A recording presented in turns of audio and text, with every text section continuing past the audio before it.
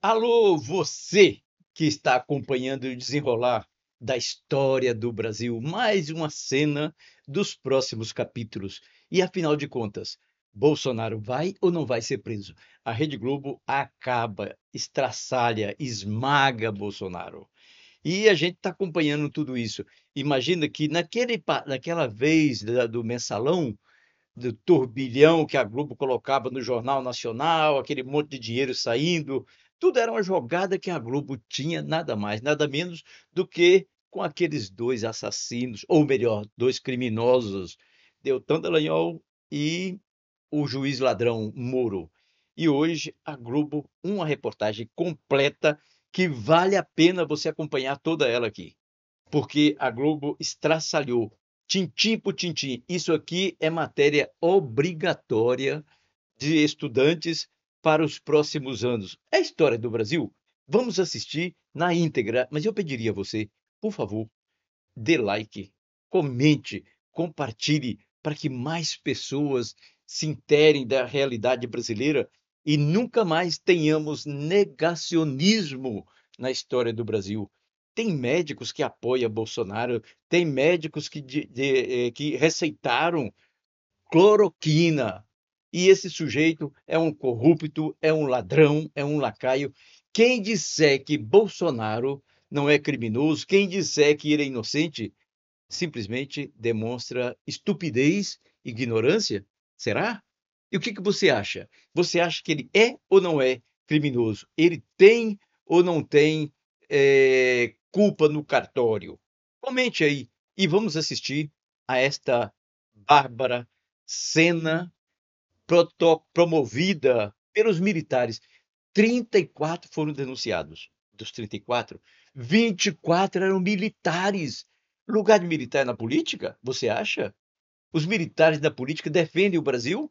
Esses generais que não foram punidos em 64 e hoje estão aí, você acha justo isso? Vamos lá assistir e eu não tenho que compartilhar, eu não tenho que sofrer isso sozinho. Eu convido a você para juntos a gente assistir, divulgar e a gente fazer com que o Brasil seja melhor no dia de amanhã. Vamos à reportagem. Insisto mais uma vez, por favor, compartilhe, ajude a compartilhar para que mais pessoas fiquem sabendo. E juntos vamos fazer um Brasil diferente. TV Cidadania, ação pela vida, gente é para brilhar. E a Globo vai fazer com que vai ajudar o povo a brilhar neste momento. Ministro do Supremo Tribunal Federal Alexandre de Moraes, relator da investigação sobre a tentativa de golpe de Estado, abriu prazo para a defesa dos 34 denunciados ontem pela Procuradoria-Geral da República, incluindo o ex-presidente Jair Bolsonaro. Paulo Gonet dividiu os 34 denunciados em grupos. O núcleo crucial da organização criminosa, liderada, segundo a PGR, por Jair Bolsonaro, era formado por integrantes do alto escalão do governo federal e das Forças Armadas. Deles partiram as principais decisões e ações de impacto. O segundo núcleo tinha a função de gerenciar as ações elaboradas pela organização e coordenar o emprego das forças policiais para sustentar a permanência ilegítima de Jair Bolsonaro no poder. O terceiro núcleo tinha a função de promover ações táticas para convencer a alta cúpula das Forças Armadas a aderir aos planos golpistas e neutralizar autoridades públicas adversárias.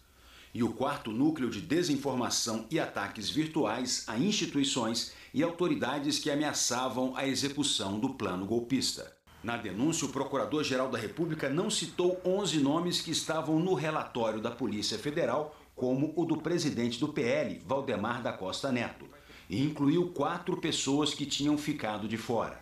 O Procurador-Geral da República também construiu uma linha do tempo de ação dos golpistas.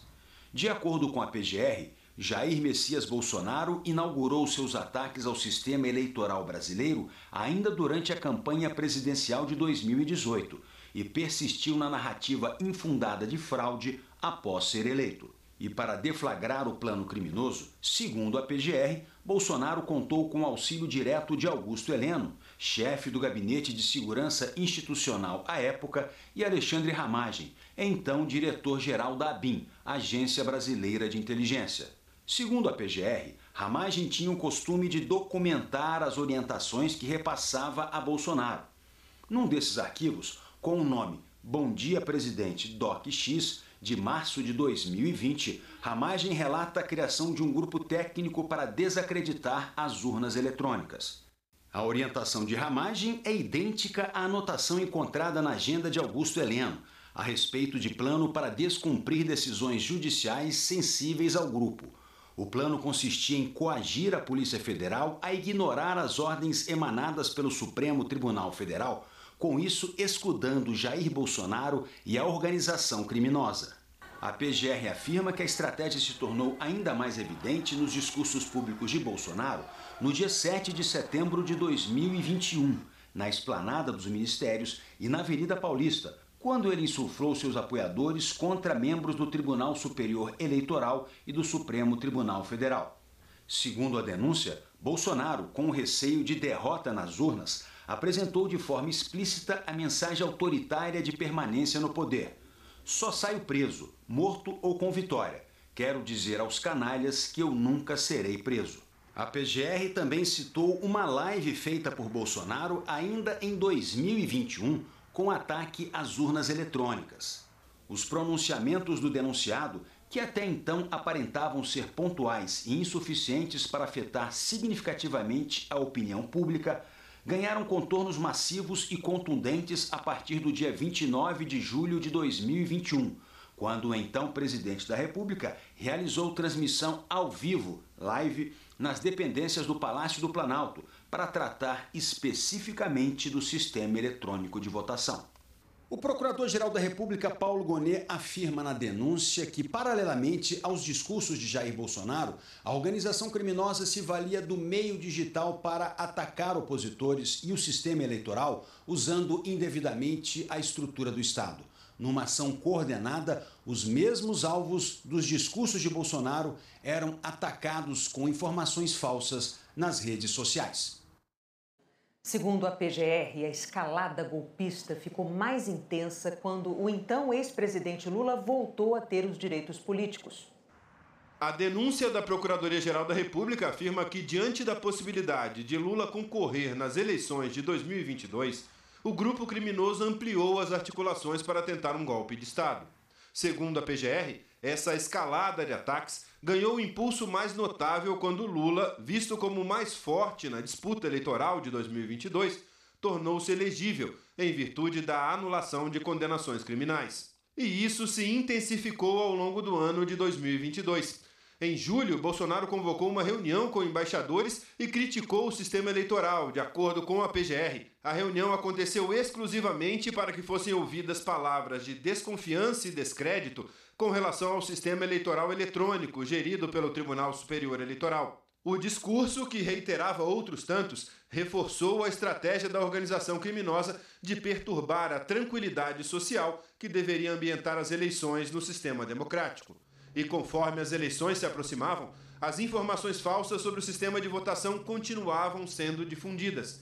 Mas, segundo a denúncia, depois do resultado do primeiro turno, com uma perspectiva real de derrota nas urnas, o grupo precisou ampliar sua frente de ação, mediante o uso ainda mais ostensivo da máquina pública, a fim de interferir diretamente no processo de eleição e assegurar a sua permanência no poder. Nesse contexto, segundo a PGR, os denunciados se utilizaram especialmente da estrutura da Polícia Rodoviária Federal, sob o comando do denunciado Silvinei Vasquez, para obstruir o funcionamento do sistema eleitoral e minar os valores democráticos, dificultando a participação de eleitores que se presumiam contrários ao então presidente.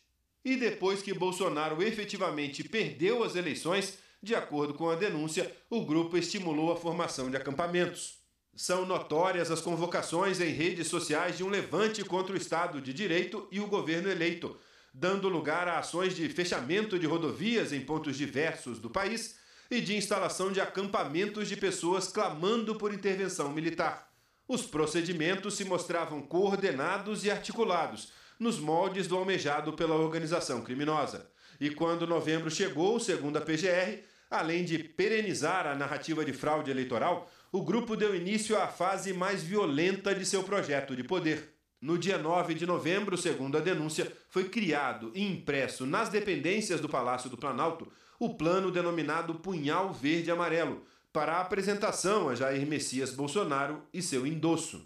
O plano previa a prisão e até a morte do ministro do Supremo Tribunal Federal, Alexandre de Moraes, e dos então candidatos eleitos Luiz Inácio Lula da Silva e Geraldo Alckmin. Na introdução da denúncia, Paulo Gonet já havia falado sobre o plano, que seria de conhecimento de Bolsonaro. Os membros da organização criminosa estruturaram, no âmbito do Palácio do Planalto, plano de ataque às instituições com vistas à derrocada do sistema de funcionamento dos poderes e da ordem democrática, que recebeu o sinistro nome de Punhal Verde Amarelo. O plano foi arquitetado e levado ao conhecimento do presidente da República, que a ele anuiu, ao tempo em que era divulgado o relatório em que o Ministério da Defesa se via na contingência de reconhecer a inexistência de detecção de fraude nas eleições. 3 dias depois, segundo a denúncia, em uma reunião na casa de Braga Neto, em Brasília, os denominados Kids Pretos debateram as ações clandestinas enfeixadas sob o nome Copa 2022, destinadas a neutralizar o ministro Alexandre de Moraes nos moldes previstos pelo plano Punhal Verde Amarelo. O colaborador Mauro César Barbosa Cid confirmou a realização da reunião em 12 de novembro de 2022, indicou os participantes envolvidos e resumiu a pauta discutida: promover uma ação de forte impacto social para justificar a assinatura de um decreto por Jair Bolsonaro. E no dia 19 de novembro, uma semana depois da reunião na casa de Braga Neto, segundo a PGR, Felipe Martins, assessor de Bolsonaro, apresenta a ele os termos de um decreto golpista, que seria usado para dar legitimidade a um golpe de Estado.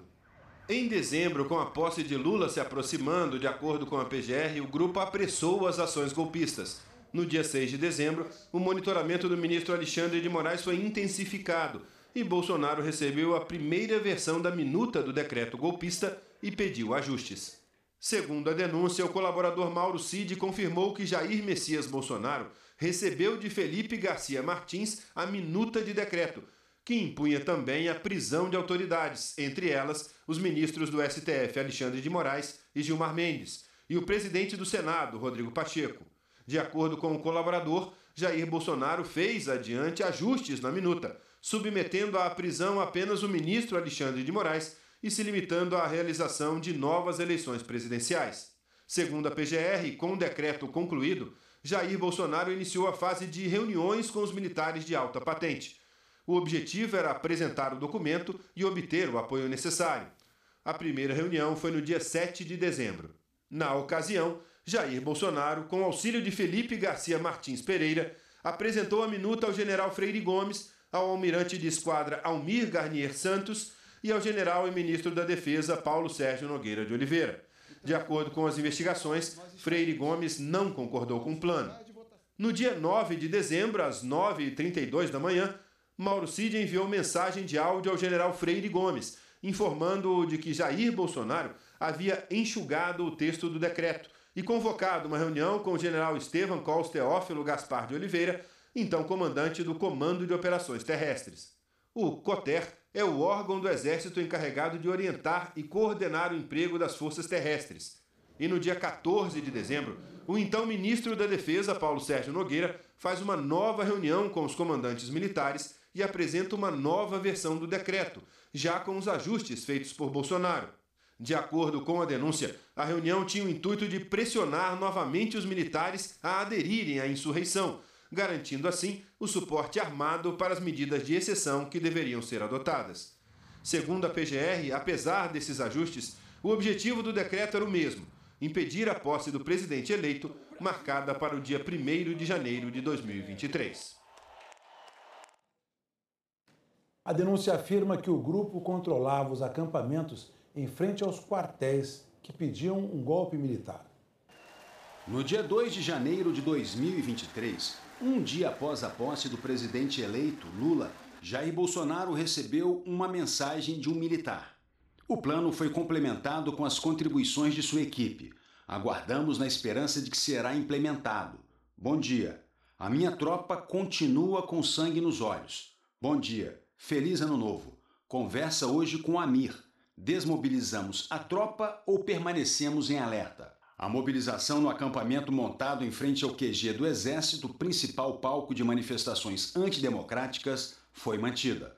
Segundo a PGR, o controle exercido pela organização criminosa sobre as manifestações populares era tão evidente que em 4 de janeiro de 2023, Mauro Cid já manifestava ciência sobre o ato de violência que ocorreria poucos dias depois.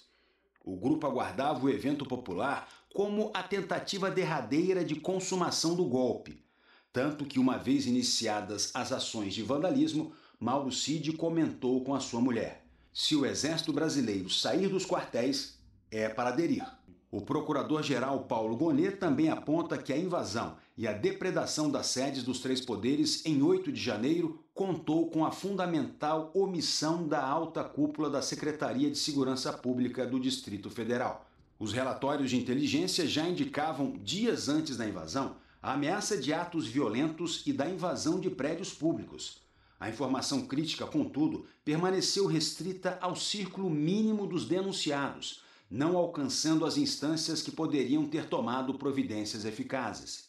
A PGR afirma que o então secretário de Segurança Pública do DF, Anderson Torres, que foi ministro da Justiça do governo Bolsonaro, o secretário executivo da Secretaria de Segurança Pública, Fernando de Souza Oliveira, e a responsável pela inteligência da secretaria, Marília Ferreira de Alencar, já haviam aderido aos planos da organização criminosa desde muito antes, o que ficou evidente no pleito eleitoral de 2022, quando encargos no governo Bolsonaro coordenaram a utilização indevida da estrutura da Polícia Rodoviária Federal para obstaculizar o trânsito de eleitores às zonas eleitorais em regiões do Nordeste, onde detectaram votação mais expressiva em Lula da Silva.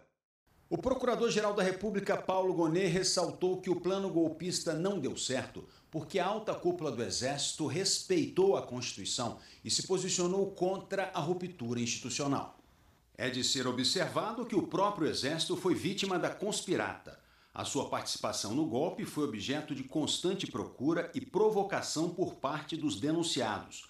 Os oficiais generais que resistiram às instâncias dos indisciplinados sofreram sistemática e traiçoeira campanha pública de ataques pessoais, que foram dirigidos até mesmo a familiares. A PGR denunciou o ex-presidente Bolsonaro e os outros acusados por 5 crimes. Na denúncia, o procurador Paulo Gonet afirmou que a responsabilidade pelos atos lesivos à ordem democrática recai sobre a organização criminosa, liderada por Jair Bolsonaro. Os delitos descritos não são de ocorrência instantânea, mas se desenrolam em cadeia de acontecimentos, alguns com mais marcante visibilidade do que outros, sempre articulados ao mesmo objetivo: o de a organização, tendo à frente o então presidente da República, Jair Bolsonaro, não deixar o poder, ou a ele retornar pela força, ameaçada ou exercida, contrariando o resultado apurado da vontade popular nas urnas. O inquérito revela atentado contra a existência dos 3 poderes e contra a essência do Estado de Direito democrático. O documento apontou o núcleo central da ação. Integrantes do alto escalão do governo e das Forças Armadas formaram o núcleo crucial da organização criminosa. Jair Bolsonaro, Alexandre Ramagem, o ex-diretor-geral da ABIN. Almirante da Reserva Almir Garnier Santos, que comandava a Marinha. O ex-ministro da Justiça Anderson Torres.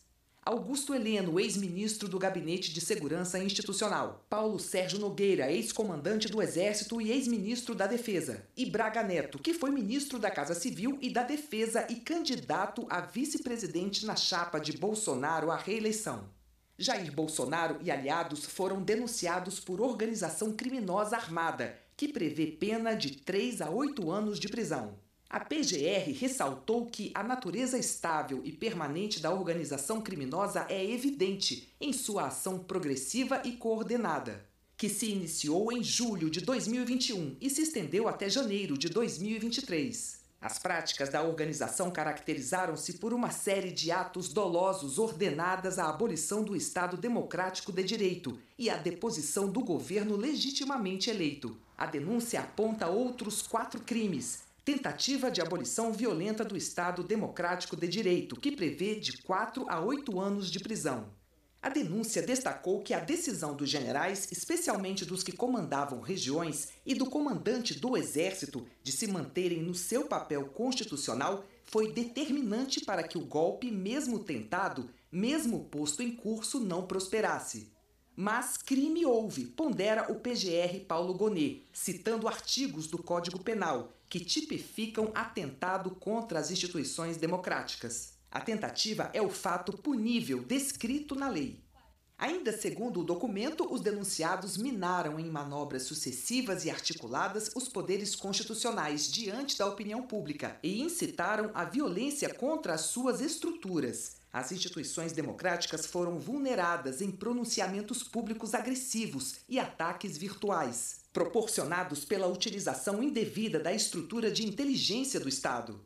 O ímpeto de violência da população contra o poder judiciário foi exacerbado pela manipulação de notícias eleitorais baseadas em dados falsos. Ações de monitoramento contra autoridades públicas colocaram em risco iminente o pleno exercício dos poderes constitucionais. Golpe de Estado, tentar depor por meio de violência ou grave ameaça o governo legitimamente constituído. A pena vai de 4 a 12 anos de prisão. De acordo com o PGR, a organização criminosa seguiu todos os passos necessários para depor o governo legitimamente eleito. Dano qualificado pela violência e grave ameaça contra o patrimônio da União, com pena de 6 meses a 3 anos de prisão, e deterioração de patrimônio tombado, com 1 a 3 anos de reclusão. O documento pontua que as ações delituosas não se esgotaram nos danos às instalações do Supremo Tribunal Federal, do Congresso Nacional e do Palácio do Planalto. A pretensão do grupo criminoso integrado pelo denunciado Jair Bolsonaro era a de abalar o exercício dos poderes, mediante a prática reiterada de delitos, até que se pudesse consolidar o regime de exceção. A acusação contra o ex-presidente Bolsonaro e aliados será julgada pela primeira turma do Supremo Tribunal Federal, formada pelos ministros Carmen Lúcia, Luiz Fux, Alexandre de Moraes, Flávio Dino e Cristiano Zanin, que é o presidente do colegiado. A data do julgamento será marcada por Zanin após o relator Alexandre de Moraes liberar o caso para análise. Não há prazo. Se a denúncia for aceita, os acusados viram réus e passam a responder pelos crimes. O ministro Alexandre de Moraes retirou hoje o sigilo da delação premiada de Mauro Cid. A delação do tenente-coronel Mauro Cid foi um dos primeiros atos da investigação sobre a tentativa de golpe de Estado. O que o militar disse nos depoimentos foi um ponto de partida.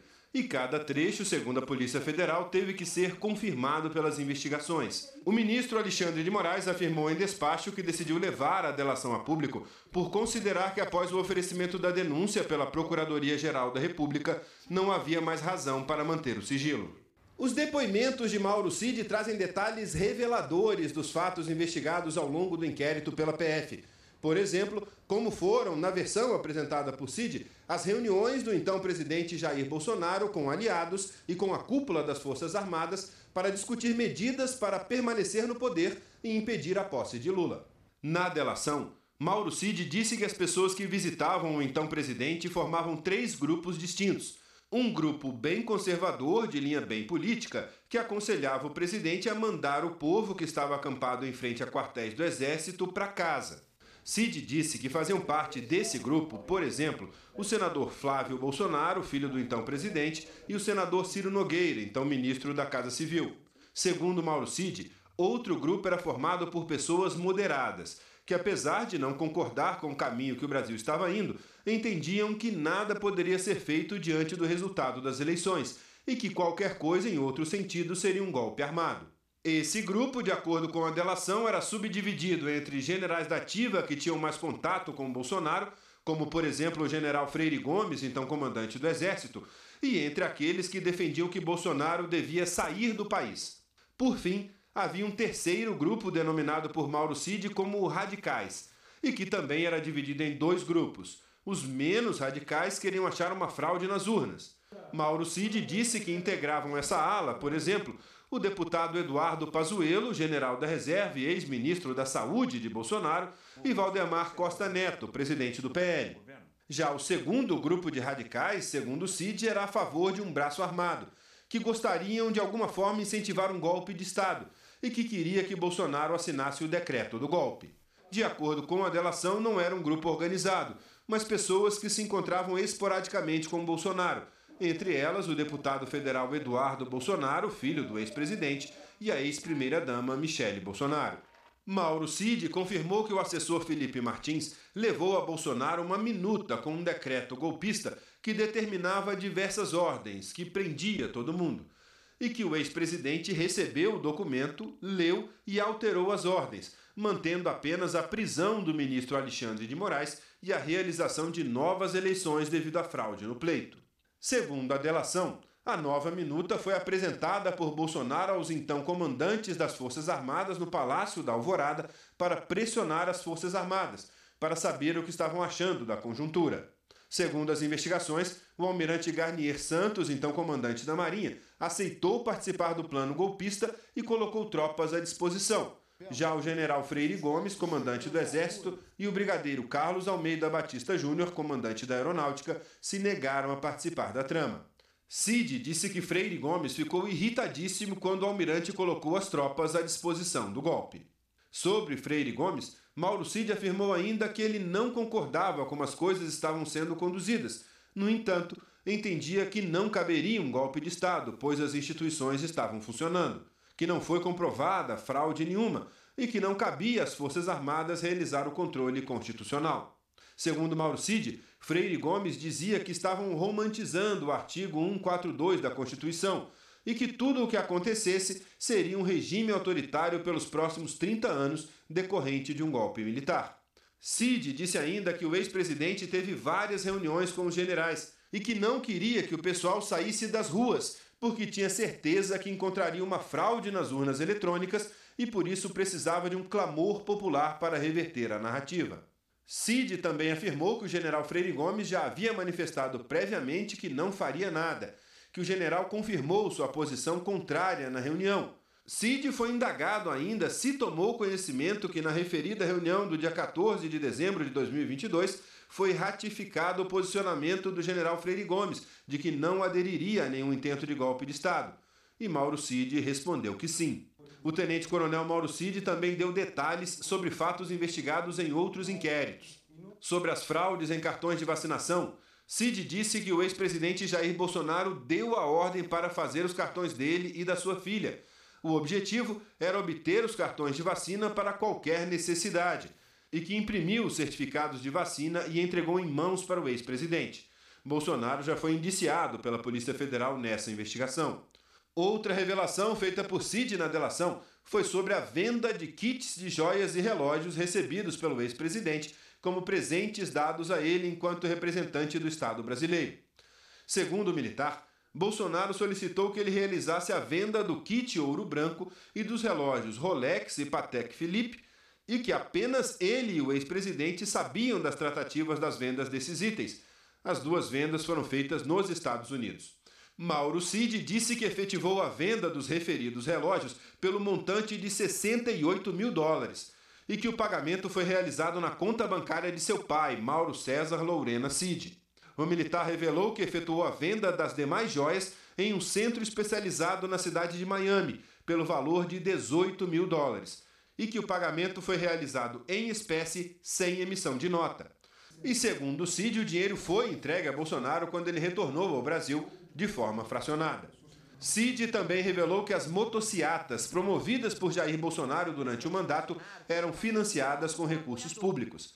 Ele disse que a partir do momento que o ex-presidente decidiu andar de moto, o GSI teve de comprar motos similares à do ex-presidente para poder acompanhá-lo e que acredita que os gastos com as motos e seu transporte eram pagas também com o cartão corporativo. Afirmou ainda que os gastos de hospedagem e alimentação dos servidores que faziam a segurança do presidente nas motociatas eram arcadas com o uso do cartão corporativo. Cid também afirmou que o monitoramento do ministro Alexandre de Moraes foi um pedido do próprio ex-presidente Jair Bolsonaro e que o general da reserva Braga Neto entregou a ele, Mauro Cid, dinheiro vivo no Palácio da Alvorada para essa ação de monitoramento. Na delação, ele afirmou: Então o general Braga Neto me entregou o dinheiro. Eu tenho quase certeza que foi no Alvorada. Até me lembro que eu botei na minha mesa ali na biblioteca do Alvorada e depois o De Oliveira veio buscar o dinheiro comigo no próprio Alvorada. De Oliveira é o tenente-coronel Rafael de Oliveira, que, segundo a PGR, dias depois começou a seguir o ministro do Supremo. Em outro depoimento, Mauro Cid afirmou que o relatório das Forças Armadas sobre as urnas concluiu que não houve fraude no sistema eleitoral, mas que Bolsonaro não aceitou a conclusão. E que, por isso, o Ministério da Defesa alterou o documento, por determinação e insistência de Bolsonaro. Mas ainda assim, por falta de qualquer prova, o texto afirma apenas que não era possível dizer que não houve fraude. Ao decidir contar o que sabia, o tenente-coronel informou quais benefícios queria em troca da colaboração. Perdão judicial ou, em caso de condenação, pena não superior a 2 anos de prisão. Restituição de bens e valores apreendidos. A extensão dos benefícios da delação para o pai dele, a esposa e a filha. E que a Polícia Federal garantisse a segurança dele e de seus familiares. Todos os benefícios serão definidos ao final do processo, quando a efetividade da colaboração será avaliada. O Ministério da Defesa afirmou que a denúncia da PGR é importante para distinguir as condutas individuais da conduta das Forças Armadas e que a avaliação do ministro José Múcio Monteiro é de que a denúncia é mais um passo para se buscar a responsabilização correta, livrando as instituições militares de suspeições equivocadas. O presidente Lula se manifestou sobre a denúncia da PGR. A decisão de ontem é uma decisão da Procuradoria-Geral da República. Ele indiciou as pessoas. Eu não vou comentar um processo que está na Justiça. A única coisa que eu posso dizer é que, nesse país, no tempo em que eu governo o Brasil, todas as pessoas têm direito à presunção de inocência. Se eles provarem que não tentaram dar golpe, e se eles provarem que não tentaram matar o presidente, o vice-presidente e o presidente do Superior Tribunal Eleitoral, eles ficarão livres e serão cidadãos que poderão transitar pelo Brasil inteiro. Ora, se na hora que o juiz for julgar, chegar à conclusão que eles são culpados, eles terão que pagar pelo erro que cometeram. Portanto, é apenas um indiciamento. O processo agora vai para a Suprema Corte e eles terão todo o direito de se defender. É só isso. Não posso comentar mais nada do que isso. Jair Bolsonaro negou o envolvimento em qualquer plano golpista. O ex-presidente foi notificado pessoalmente na sede do PL no início do prazo para apresentar sua defesa ao Supremo.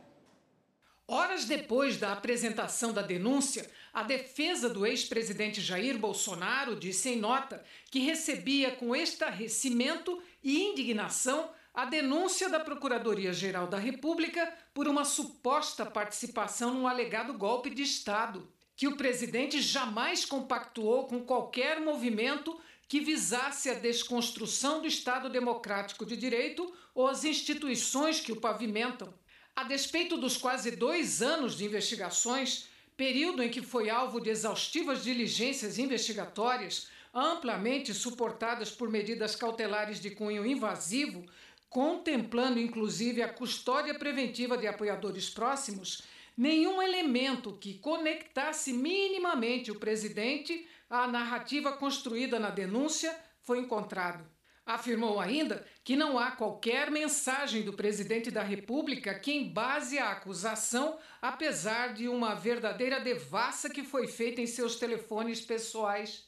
Que a inepta denúncia chega ao cúmulo de lhe atribuir participação em planos contraditórios entre si e baseada numa única delação premiada, diversas vezes alteradas, por um delator que questiona sua própria voluntariedade. Não por acaso ele mudou sua versão por inúmeras vezes para construir uma narrativa fantasiosa. Por fim, a defesa afirma que o presidente Jair Bolsonaro confia na justiça e, portanto, acredita que essa denúncia não prevalecerá por sua precariedade, incoerência e ausência de fatos verídicos que a sustentem perante o judiciário.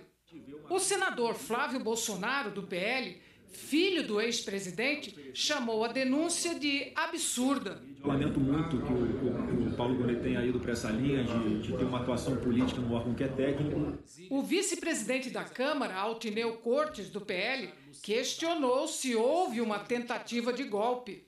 Nós vamos contrapor cada linha dessa denúncia e mostrar a verdade. Eu defendo o diálogo entre as instituições, eu defendo a justiça, eu tenho fé em Deus que a verdade vai prevalecer. E nós vamos contrapor cada linha dessa denúncia. Hoje cedo, Bolsonaro reuniu aliados no apartamento do líder do PL, deputado Coronel Zucco. Foi nesse encontro que Bolsonaro alinhou o discurso da oposição, mas ele não falou com a imprensa. Saiu pela garagem do prédio.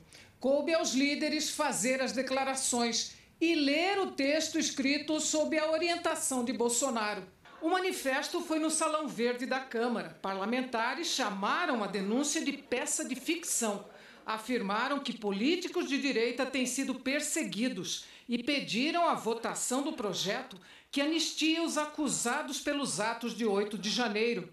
O líder do PL, senador Rogério Marinho, disse que o processo que investiga Bolsonaro é inconstitucional e que a sociedade brasileira precisa de mais justiça. No momento que estamos vivendo, eu diria da distopia que o Brasil passa, onde claramente é uma hipertrofia de um poder sobre os demais.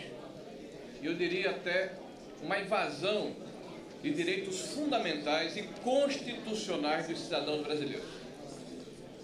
Nós afirmamos que este processo é inconstitucional. Primeiro porque atenta contra a dignidade das pessoas, do cidadão, contra o ordenamento jurídico, contra o princípio do juiz natural, contra o princípio da dignidade humana, contra a liberdade de expressão e de opinião. Nós, senhores deputados de sociedade, não somos favoráveis à depredação, ao vandalismo, à invasão de prédios públicos. Nós achamos que quem fez e foi provado através da individualização das culpas deve ser responsabilizado, mas não com 17 anos, mas não com 14 anos, mas não com 15 anos. Por isso, peço que reflitam a respeito do que estamos conversando aqui e da necessidade de entendermos que a sociedade brasileira precisa sim de pacificação, precisa sim de conciliação, mas precisa sobretudo de justiça. O presidente do Senado, Davi Alcolumbre, disse hoje que o projeto sobre anistia não é o assunto dos brasileiros. Ou tem que nós estamos debatendo. Quando a gente fala desse assunto todo instante, a gente está dando de novo a oportunidade de nós ficarmos na nossa sociedade dividindo o assunto que não é o assunto dos brasileiros.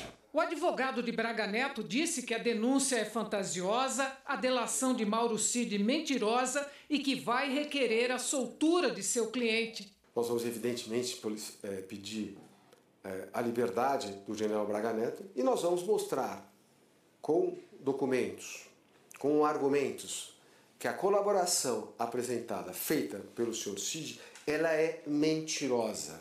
Uma pessoa que prestou 11 depoimentos, uma hora fala uma coisa, uma hora fala outra coisa.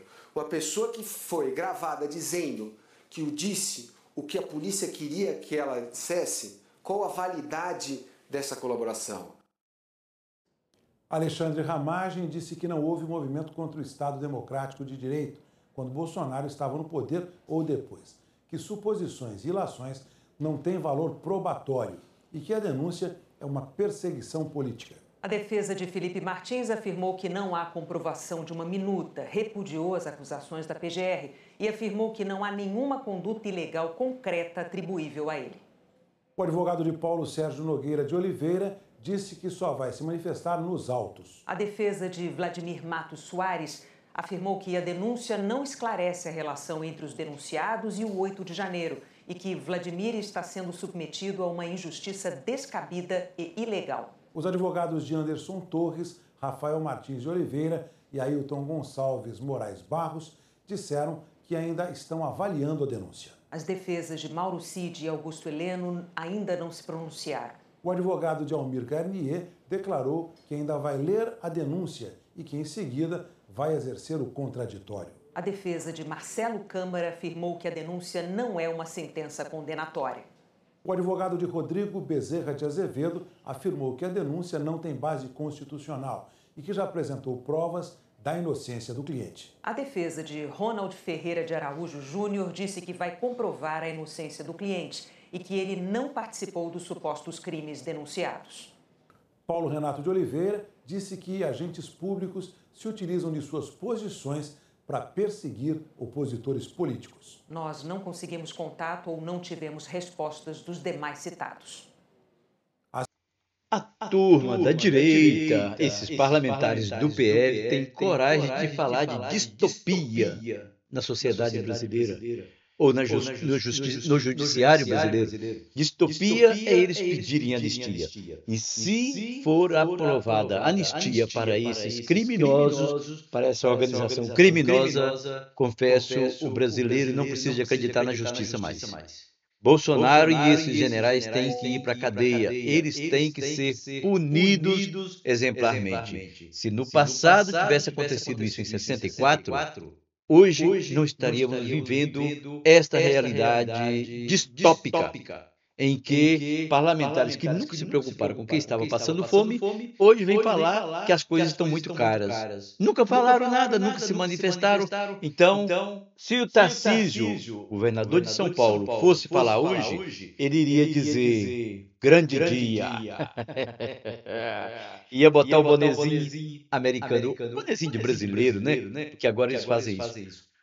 Parabéns para Alexandre de Moraes. Parabéns para o Flávio Dino. Parabéns para o judiciário que está punindo rigorosamente aquelas pessoas que cometeram o crime, que paguem por ele. E assim, vamos cada vez mais viver e respirar. Cidadania, ação pela vida, gente é para brilhar.